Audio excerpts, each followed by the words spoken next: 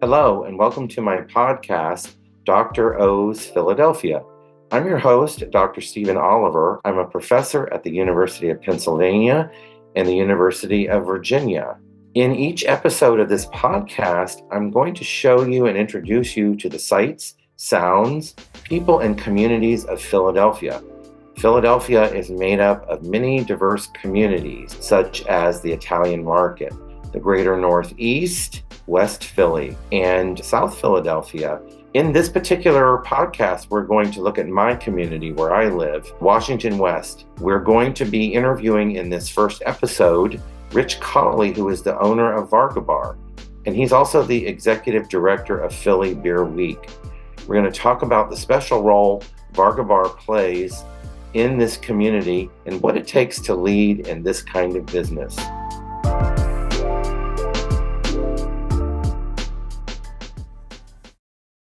I'm here with Rich Colli, owner of Varga Bar. How are you doing today, Rich? Doing great. We just got done with Philly Beer Week, Okay. which is a 10-day celebration of craft beer, which is just fantastic all over the city. So, recovering slightly, but Okay.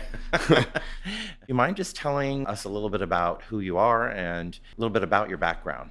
I've been working at Varga for, I think this may be literally my 15th anniversary today, maybe today. Wow, congrats. That's great. Varga opened in 2009 in May, and I came on a couple weeks later. I started doing, some day shift bartending, helping, and slowly as things needed to be happening, I started picking up like management shifts, and then eventually I was running the front of house completely, and then general manager. So it was wearing a lot of hats, which I love to do. And then the opportunity arose in 2019. The previous owner was looking to move on from Varga. We had lunch. He kind of was like, "Hey, do you want to grab lunch?" Which wasn't weird. Wouldn't be weird to like kind of, but you do kind of go, "What's next? What's he gonna do?" Right? And he was like, "Hey, just come out of the gates. Like, would you be interested in buying Varga?" And I think he already knew I would adamantly say Right. yes. Saying yes was the easy part. After that, I was like, "Sure, what do I do?" Okay. Which Right. was, having never bought a business or a bar or a restaurant, just the logistics of figuring out what is the next step I have to do. I did have a couple people that helped me out through the way. And then it's really just dealing with lawyers and banks and, the handshake that him and I had, I thought I was like, that was good. We can Right. start. Yeah, we'll be fine moving forward. Like I said, it was about 2019, and around February 2020, little kind of tidbit that I didn't realize would be I needed a life insurance policy. Oh. Well, I didn't need the life insurance policy. The bank needed the life insurance policy Right. on me for the loan that I was, hoping to get. And that timeline is, 2020, we all understand that there was a thing going on. Right. And this was right at that moment. And then things started processing globally. And the bank was kind of like, we're going to put this on hold. So there was a little bit of, I wasn't sure if it was actually going to happen because it had nothing to do with either of us or the agreement we had. And then things started shaking out, and the bank kind of came back with a different proposal with what they could offer me. So we had to kind of go back and negotiate, and it had nothing to do with me saying I'm trying to do this or that. It was like, this is what they can offer me. Can I still please have Varga? Right. May I please still have that place? And the sale went through August 2020. What was it like running a bar during COVID? What are some of the things you had to do during that time? There were, we just had we got a list of regulations and rules that we had to follow. And I don't want to say it wasn't difficult, because there was a ton of rules to follow. And could we have people close? Could they be inside? Could we just serve out of a window? It was difficult because everything was changing for all of us. It had nothing to do with this business or me buying it. It was our lives were changing, Right, yeah. incredibly, crazy. And I don't want to say there was a good thing that happened in the pandemic, but I got to come to work every day and, be in this neighborhood and kind of, I guess, service the neighborhood and see all the people wandering about. And I live by myself, so it was great to be able, I would walk here or ride a bike here, because there were no cars on the street. As soon as that came back, I Right. done with riding a bike in Philadelphia. Right. yeah, I mean, it was difficult in the sense that it was so much different than anything we had done before. And I mean, we're still kind of recovering. Things are still different. I mean, people's routines changed, everything changed, but people's Right. routines changed. So whereas before the pandemic, I could kind of, figure, I would kind of know, hey, it's going to be sunny today. We're going to be busy for happy hour. It's this, that, now it's kind of like, cool, we'll take whatever we can get. This is awesome. Thank you so much for coming. Um, it's still, I mean, still struggle for, like I said, for all industries, I guess. I can only speak about the bar and restaurant. My friends run breweries, and, it's, the winter this year was pretty tough, and, we're kind of coming back. We got beautiful weather, and it seems like people are out and about a little bit more. Like I said, we had Philly Beer Week, so that's 10 days of Right. incredible events that we kind of throw. It almost gives like a little injection into the business for us, which is Well, thank fantastic. goodness you survived. Others Yeah. didn't, so you survived. and Yeah, I you're mean, still it's going. unfortunate. I mean, one of the things that actually happened during the sale, the bank, I think they were looking for someone kind of like me to feature, because I had worked in the place, I was doing it all by myself, and they were one of the only banks that were willing to work with me. So we kind of did an interview, and then their questions were a little bit, they were definitely geared towards celebrating me buying a bar and them being a part of it. And I kind of went to them and was like, you can't run this. Like, I mean, whatever advertising you were going to do with it, you can't do it. My friends' bars are closing. Like, their lives are changing in an absolute negative way because of this.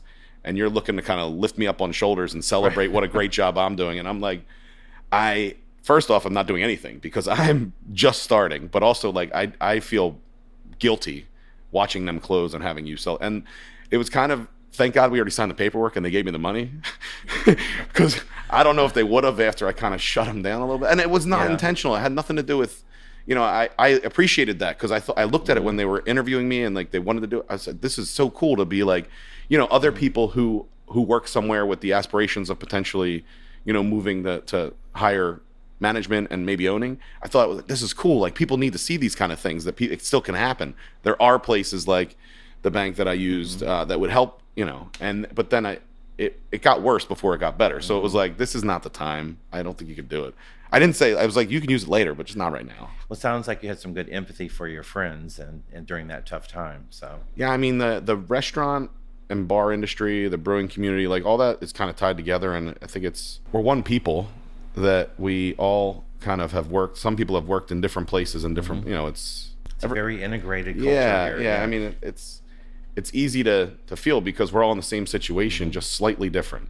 And some places closed due to the pandemic. Some places closed, because that was just maybe on the timeline and that just moved it up faster.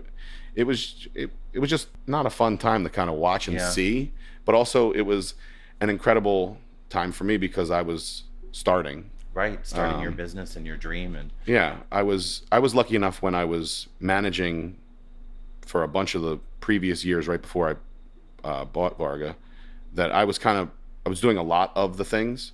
Like, when people ask, like, what's different now? We did have a director of operations. We were part of a group. She would keep us on task. I had the owner to answer to, but they were, I guess, trusting enough where a lot of the things I was already kind of doing. They definitely, it's when people are like, what's the difference now? It's like, well, I actually sign the checks and I make a lot less money. you're putting your money into your business. Yeah. So I wanted to ask you, Varga Bar, the Varga theme. We were talking before the podcast about that. You have all these wonderful Varga ladies, and then there's the Varga girl, 1935. What is the Varga theme about? Tell us a little bit about that. So yeah, the previous owner, George, when he was opening, he wanted to focus on American craft beer, American comfort food. He viewed the Varga girls, as the all-American girl.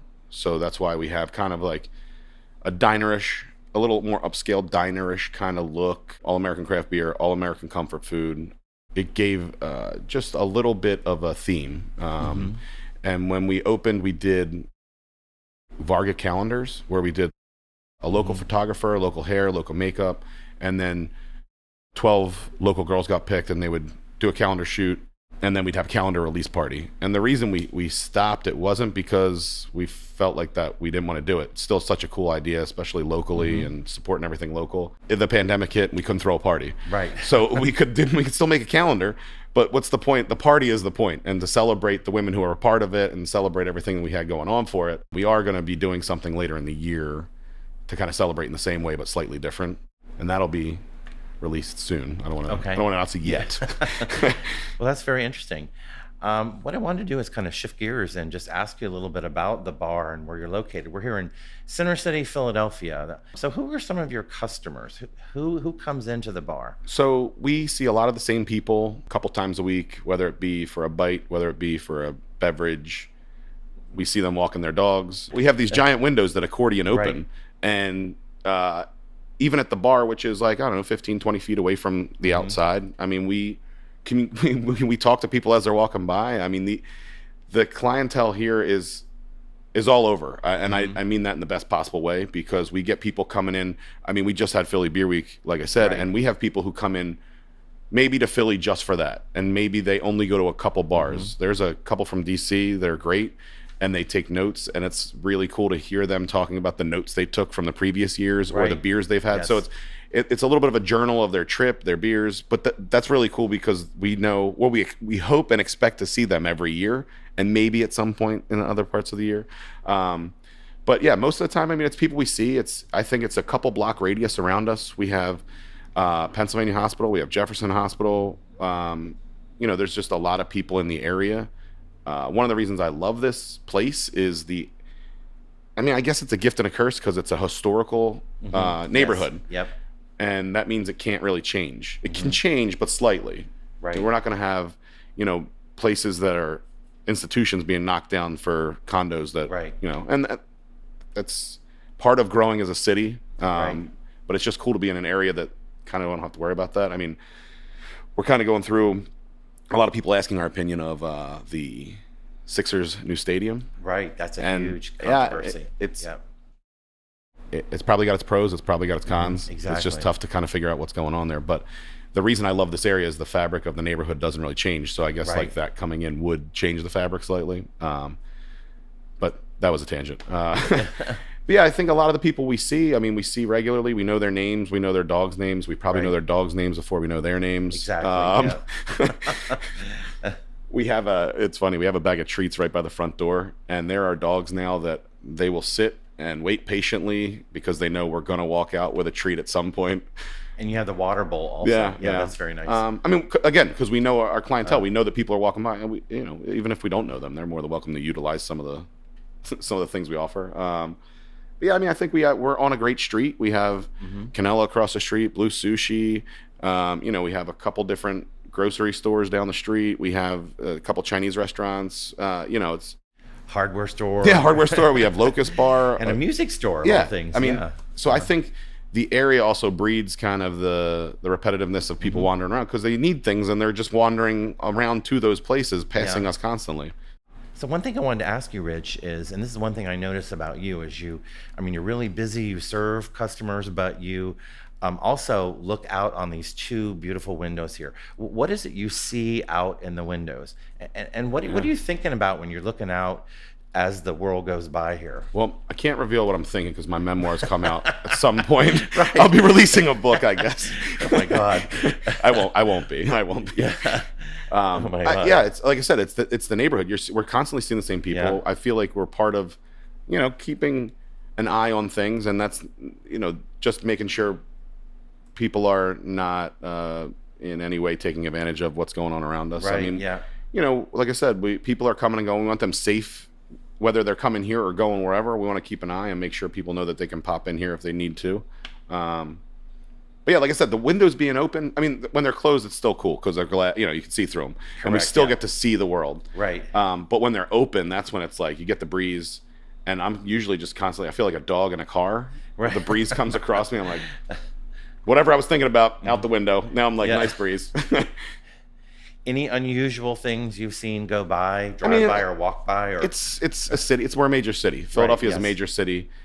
So we definitely see some fun things and see some not fun things, and Right, you know, that's why we're trying to be attentive when the not fun things are there. We can kind of help maybe with that situation. But yeah, I mean, it's great. Years past, the naked bike ride comes down here, Right. and there must have been some sort of traffic backup down the street because they were at a standstill for a good 5 minutes. And it's funny because I think a lot of that is I think that the whole thing is great. But I think that there's also partially like, let's keep it moving for the people who are on it. And then when they're just sitting there like, uh-oh. Right, exactly. Yeah, I mean, like, those are the things we have. The Pride March was recently. Right. You know, everything was going right down kind of Locust, I believe, and like Market. And we're so close to things. Like we're close to Broad Street. We're close to South Street. We're close to Market Street. But yet we're kind of set back. So that's a good thing for us, I think, because we're in our little neighborhood. We're on our little nook. Sometimes there's marathons they run by. Yeah, I mean, and protests. There was a protest a couple weeks ago. Yeah, things come by, and we're still, most of the time we have no idea what it is. Right, exactly. And we're just like, can we just find out what is who's going? We're not sure if we're supporting or not, but I mean, hey, good for you to have the ability to do it. I think it's great to be able to kind of keep an eye, especially a little bit later in the evening when we can. And it may not be anything we're doing. It's just the fact lights are on, eyes are being, looked at things that it keeps it some, I hate that it's somewhere else or anywhere, but it kind of keeps it away from this neighborhood. Yeah. Again, I mean, we've been here. Varga's been here for 15 years. A lot of the people who live in the area have been here around that amount of time. And even when it's newer people, I feel like they want to be, they should feel like it's safe. And right. First of all, what a great part of your job to be able to look out over the windows and see things and good, bad, neutral, and just get a pulse of what's happening. What do you think your customers might say about this place or the vibe of the Varga Bar? Well, if you look at Yelp, I mean, there was a 1-star review, and he said that we weren't checking IDs correctly, but oh my God, we were, and he was upset. I get it. Can't please everybody.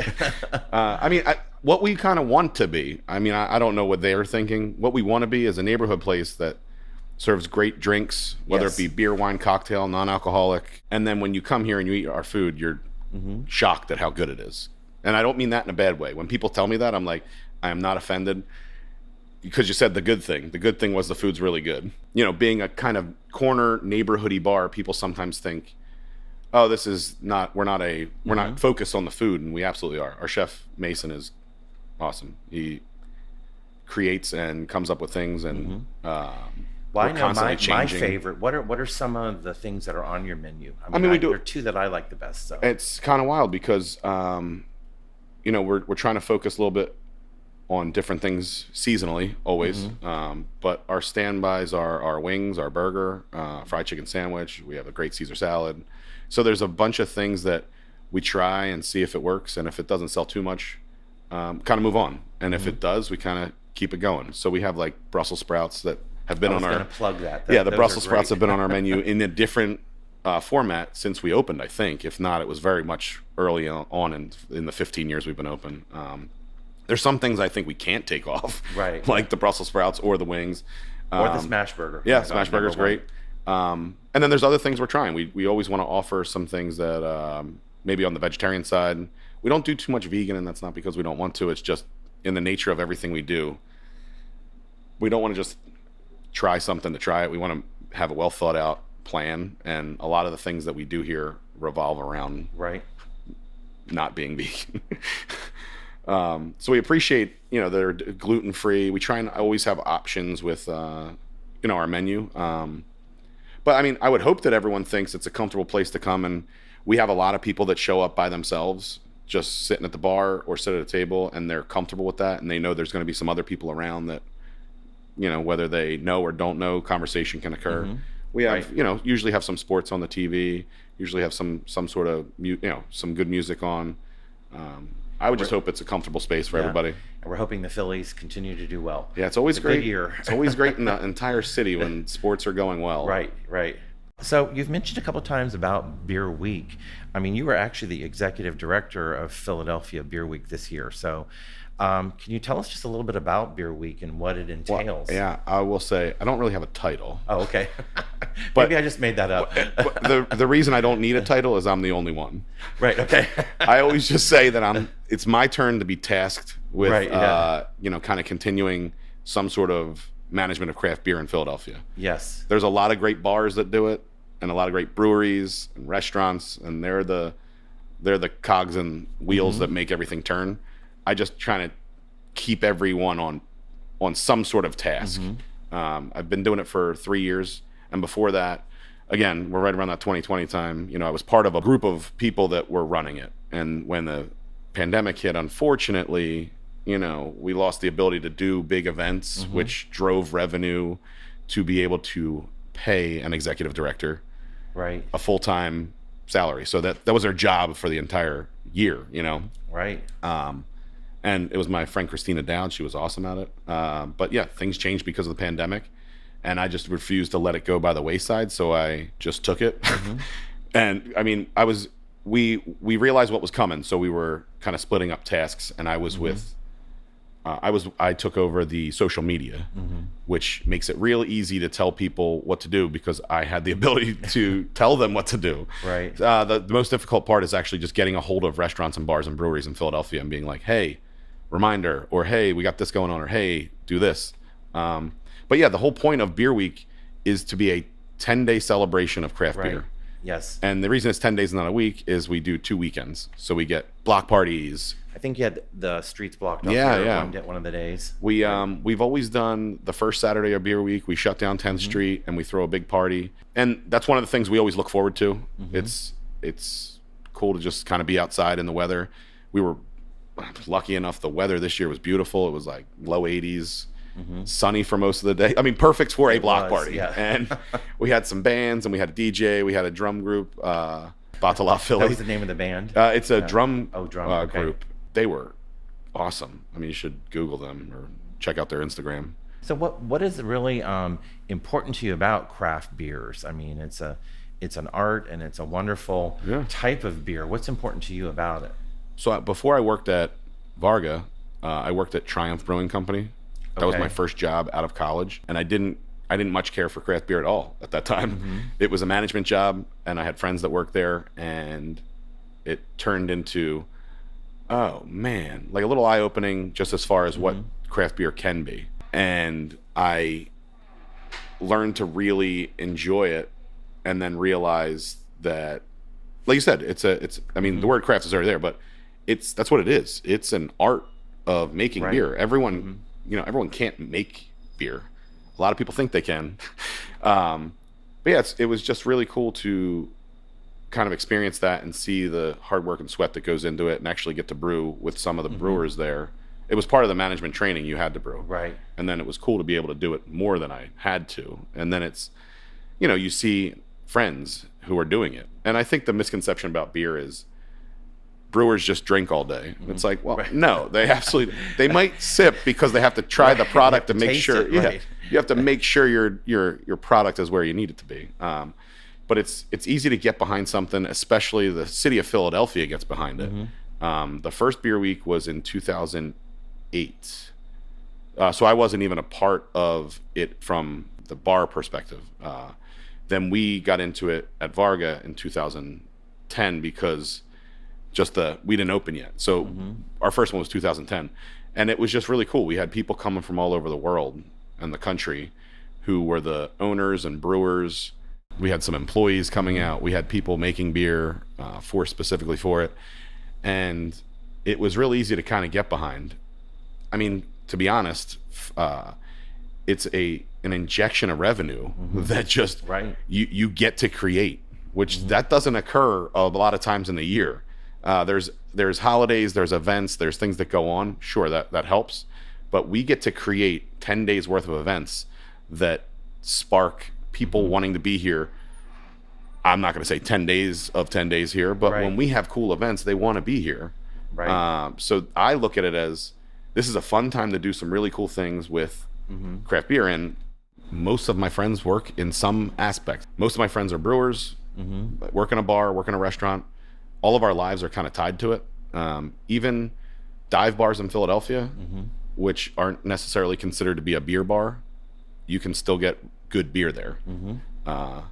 So it's through the fabric of Philadelphia. And again, it's just the time of year. It's the first week of June. It's usually going to be a little bit nicer now, and it's like people's eyes are perking up because it's like the time of year where like you get to be outside. Right. Perfect time to have people out and about, and so many barbecues and family events. And there's for Beer Week specifically, there's so many different events. I mean, you could go in one day. You can go to our block party. You can go to a drag show. You can go to a open mic night. Right. Things are revolving around the arts a little bit. You can also just walk into a bar and they're like, "Hey, here's the owner of this brewery. He's here to hang out." And don't you and some of your buddies, colleagues, brew your own beer? I mean, yeah, like I said, in years past, there's been a little bit more collaborative works, but again, this year was just we're getting in the flow of things again. We brewed a beer that is sitting in front of you, right? This is at really good. New Ridge Brewery out in Roxborough with it was Varga Bar, New Ridge, and Lucky's Last Chance, and they're in Manayunk and down in Queens Village, right? And it's, I mean, could have been a different brewery and a different restaurant. I mean, all of it's really cool because it's, like you said, it's all integrated. I mean, the guys from New Ridge were here one night and I said, "Hey, would it be cool to brew a beer?" And he said, on the drop of a hat, he said, "How about with Lucky's?" And I was like, "Yeah, I love those guys. Let's do it." So we did this one. It's just kind of light, easy drinking for the summer. It's a Mexican lager. It's very good and it's very refreshing. So yeah. So I just kind of wanted to come back to about owning your bar and running it. What is it like to run a business? I mean, it was a good story about. It's horrible. Don't do it. What's it like? It was a good story starting and everything. Well, what are some of the opportunities and challenges? Yeah, I mean, in running it. It's I've loved. I went to college with not really an idea of what I wanted to do with my life. Yeah, I think like most kids, and I took, my entry-level freshman classes. I got a job at the pub on campus, and I realized very quickly that I enjoyed serving. Yeah. And then it wasn't really bartending; it was just draft beer. Yeah. But then it was pouring beers and talking. That was very much so like light macro brewed beer. But I realized I just enjoyed being in a restaurant, being in the little pub scenario, working with people, the camaraderie of it, and like serving, that aspect of it. And then when I was a sophomore, I was student manager, so I had keys, and I was doing the schedule and whatnot. And I from there, that was it. It was like, oh, cool, yeah, some sort of management is definitely what I'm going to do. Yeah. And I think the social aspect of restaurants, bars, like that's the fun part of it. Yes, you can manage anywhere. Yeah. But you also have the hiring, and then sometimes not everybody works out. And I've seen you train and teach people. And so, what's that like? And leading and managing the people. I mean, the cool thing about Varga, I mean, through the amount of time that I've worked here, we've always had people who have stayed for an extended period of time, and sometimes this is their side job, and they have another job, and sometimes this is the job that lets them drive their passion, whether it be art or acting or things like that, and sometimes this is their job, and all those things are acceptable. There's no wrong answer to it. Yes. And I think that's what this environment, this industry kind of breeds. Sometimes there is a little bit of a turnover because of that. You find something that you're doing for the moment because it's helpful while you're getting your career set up, and that's cool. As long as we all know what's going on. But yeah, I mean, we have several employees that have been here 5, 6, 8, 9 years. So as far as like training new people, it's really helpful to have people who have been here for that long to be able to also help train the new people coming in. For whatever reason that they've been here this long, whether it be, however that happened, they've been here and they kind of know a lot of the ins and outs of this place. And the restaurant as a whole. We try not to hire someone who is newer to the industry, because that's a difficult. Yes, it's hard. In no way, shape, or form is that they should try and get in the industry. But we're such a small staff that we need people who are very much understanding of the whole thing and very capable, because we're so small that we try and keep a small staff on at all times, make sure people are making money. That's the whole point of work. And I think I'm in a different position than maybe most owners of restaurants and bars. Yes. I am working. I'm behind the bar, serving when they need it. I can food run, bus tables, serve tables, whatever is called. I'm there. And that's not that other owners can't do that. It's just that this is my role in the scheme of how Varga runs. Well, and to me, that's all about customer service, and you're excellent at that. I guess one of my last questions is, I mean, what is it like to be a manager or a leader, or even, to me, you're like a celebrity in this neighborhood. Oh, God, I hope not. What's that like? I mean, the paparazzi is here very often. Right. There's this guy right now currently just wandering around taking pictures of me. Right. Our producer, yeah. But what's it like to be a leader in this neighborhood and in your own business here? I will be honest. It's like you said, there's challenges all the time. Whether it be a piece of equipment that goes down, whether it be someone that can't come to work and you need to fill that spot, whether it be an unruly patron, whether it be all these things. And those three popped in my head because we deal with them within the past week. Right. I'm just trying to rattle off things that have occurred. Right. Just recently, daily. Yeah. I mean, it's difficult because some of the routine of this job is monotonous, which it kind of maybe people cut corners, and and that's the toughest thing I think is keeping everyone, myself included, on task. When we open the doors, we've done all the things prior that are the same. We've swept, we've mopped, we've wiped down the tables, we've cleaned the bathrooms, we get ice, we do all those are the things that have to occur. But then each day when that door opens, it's a completely different day because you have different people, whether it's the same people or not, you have different experiences and conversations, and that's the cool part of it. And that's why I think I really gravitate towards this industry. Is every day is different, so it kind of keeps you always kind of thinking on your toes, always watching, seeing what's going on. And that line of drinks, I've watched you with that line of drinks. It's amazing what you do. I mean, I think craft specialty drink, cocktails to beers to wines. Yeah, you name it. I think it's, again, I have a different perspective because I've been in the same bar for 15 years, so everything is where I want it. Yes. So when I turn, I know where things are. Yeah. When I move, I try and be as efficient.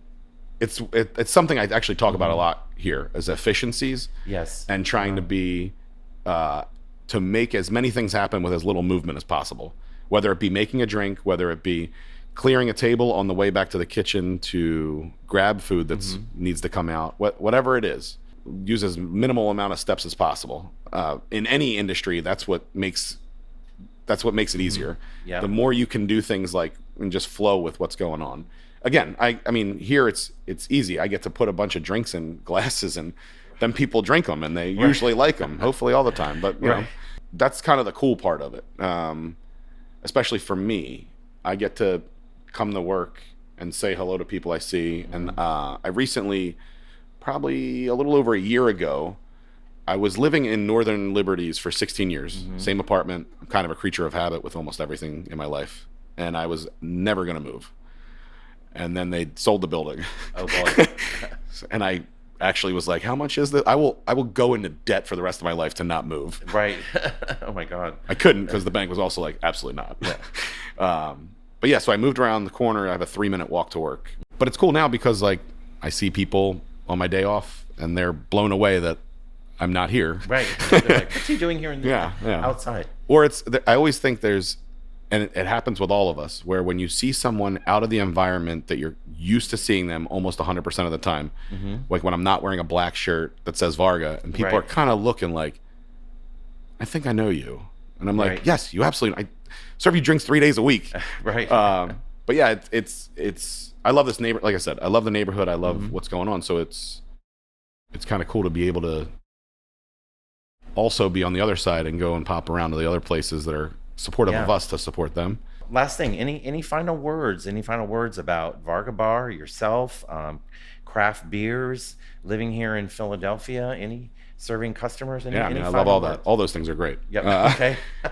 I mean, as far as Varga, I'd hope if people have not given us a chance, they stop in and eat, drink, hang out. If you have been here, hopefully you're a repeat customer for us.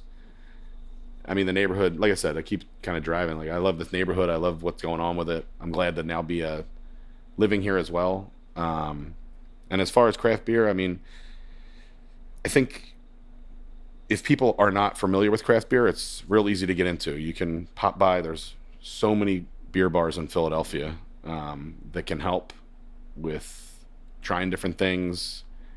I mean, we have all sorts of different beers. The one you have in front of you, it's a Mexican lager with Try one a little bit of lemon, a little bit of lemon and lime. So it's light, a little refreshing. I mean, it's very light, very smooth. You know, we have wheat beers that they're using different fruit in. So we have a watermelon wheat on currently. Then we have big bitter IPAs. You have big stouts that have, the one we have on right now has raw coconut and coconut milk in it. Wow. There's so many different things that people should definitely try. And there's beer events going on in Philadelphia all the time. Like I said, Beer Week just happening. That's the biggest, that's the piece de resistance of the whole year, 10 days. And there's huge events that go on there too. And the entire city in general, I think, is somewhere on the up and up as far as craft beer goes. We always say we're the best drinking city in America. It was trademarked, so right.